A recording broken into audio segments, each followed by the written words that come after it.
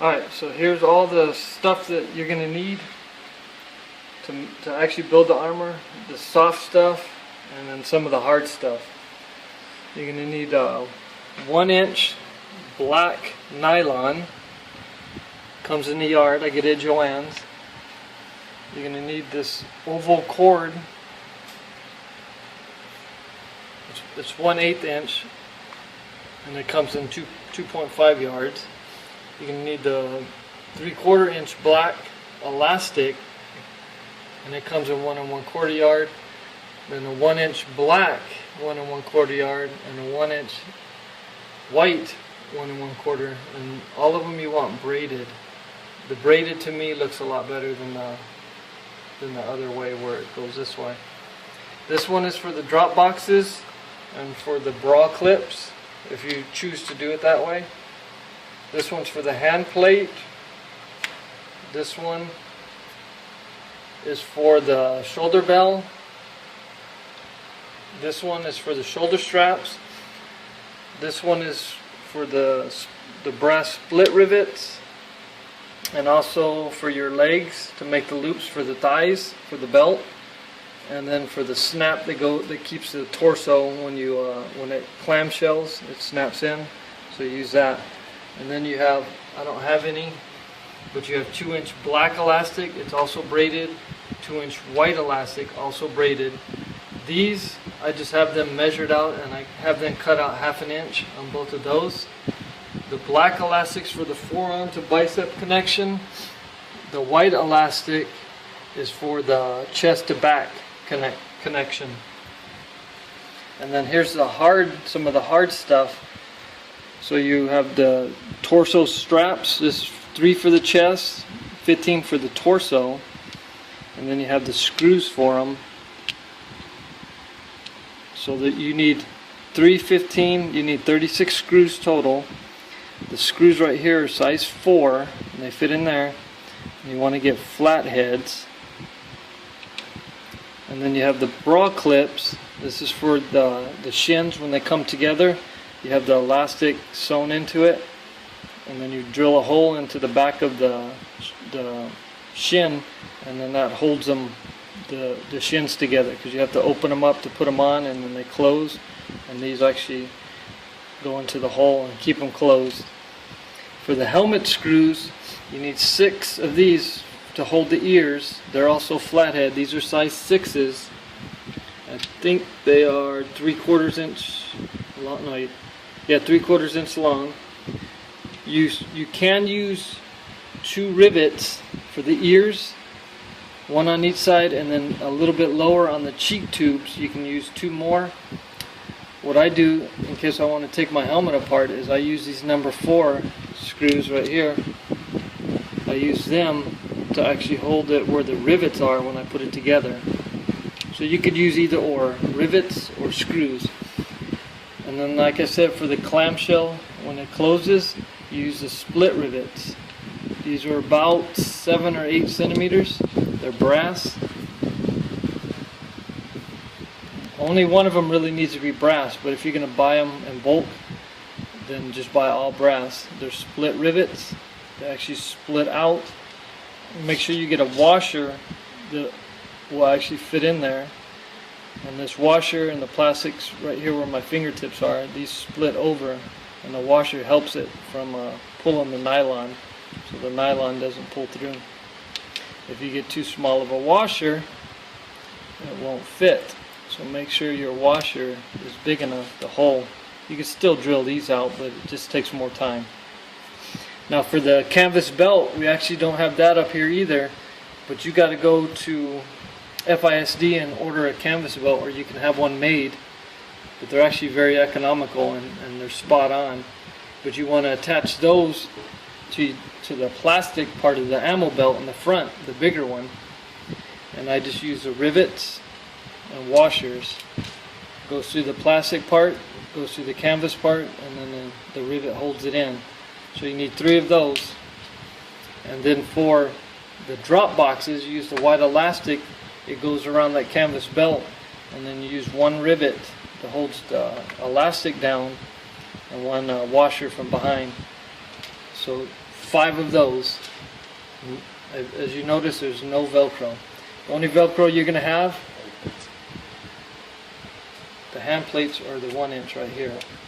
Oh yeah, that's right. Actually, you need 4 more for the hand plates. So actually you need 9 rivets. So I forgot about that. You need 9 of them.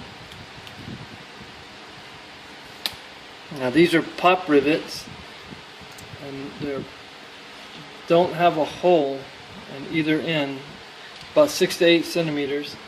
When you do the rivet, once this shaft breaks off, once this squishes in, the shaft will break off. It'll leave just a tiny hole right in the middle. So you can't use those for the knee ammo. This is what you use for the knee ammo, because these two come together. That's why they call them pop. They pop together, and then you have to use either a hammer, or what I use is a pair of pliers. I get my pliers. Once I push them, put them together, and then I just push the pliers together and it crimps them. And that will hold together the ammo knee. And these will just pop right back out until you actually mash them down. So you need 2 of those. They're about 6 to 8 centimeters. Silver or gray, doesn't matter. The snaps, you want male and female. There's 8 snaps male, 7 snaps female. You can have 1 snap for the top of the torso. You can have 1 snap in the middle of the torso. So from the ab plate to the kidney, and then from the back of the back to the chest, there's that snap. The kidney snap, that's 2. And you can have 1 underneath. Actually, you have 2 in the butt plate, and then in the ab plate for the canvas belt, you can have 2 more. And then for the female ones, you can have the same thing for everything, but instead of putting 2 in the butt plate, you're only going to put 1, but it'll be in the cod piece, because you have 7. Oops, I put 6. I meant to put 7. So these are actually 7. 3 on each side, where the 2 pieces meet together, and then 1 in the cod piece. You're going to have 1 in the cod. So for that female snap, instead of putting 8 females and 8, you use 1 of the split rivets to hold the elastic in there, and then you're going to put the female in the other one, and then it snaps into the butts. So for the female, you don't put a snap in the front, you use a split rivet. And that is everything that you're going to need to put together the armor. Alright, so here's all the tools. Hopefully I have them all here. I might have forgot a couple, but if you watch the video and you see me not explain the tool here, but you see it, I probably forgot it. So I have the belt sander here. I have the face shield to protect my eyes, protect my ears, protect my eyes. And then I have a very small vise, but I use it for the snaps. And then the snap setting tool. And whenever I do the snaps too, I make it go in a circle. I just don't beat it straight down. You got to make it go in a circle. That way the snaps fold over. And it just keeps folding over instead of crimping out. And I use a very small hammer. I don't use a really big hammer because you don't have to beat it that hard. Any of the plastic is stubborn. I use a heat gun. This piece will actually come off, and I can adjust the heat back here. And then it's got a warm or a hot. So you use the hot. Once it forms, and you go to the warm, and it'll cool it down so that it won't move on you. And the cutters, they're Milwaukee. These are 10 snips basically. They have little serrated edge. It has a spring. You can kind of see it here. So when you clamp it, it just comes up on its own. Things are like 15 bucks at Lowe's or Home Depot, one of the two. These things are perfect. And this will mostly be just for cutting the plastic, but it's a 10 snip, so it can cut metal. And then your blade, I have one that you can actually take the blades in and out. This swing you score and snap, so you score it and break it off. If not, you can use your pliers to help you break it. If it's not going to be a clean part, you don't want to use the pliers to help break it because it'll leave indentions in the plastic. And then whenever I drill a hole, I just use the same drill bit, but I have to push this in. There's actually a blade on this side, not on this side, but this side. So when I push it in, and then I just turn it, that blade right there will actually make the hole bigger. So when I do the snaps, I can drill a small hole for my little screws for my torso, but if I'm doing a snap drill, use the same drill bit, make it bigger for the snaps. Any elastic that I cut with my scissors, then I use the soldering iron to actually burn the edges. I use it to make holes. I can use it for the holster. It'll make a clean hole. I don't actually have something to punch a hole in the leather, so I just burn a hole. Same thing with the canvas belt. I just burn a hole through it. All my screws, I use a flat tip, so I use this real small screwdriver for the screws. Clamps, I don't normally use these, but there's clamps that I would use if I did use them.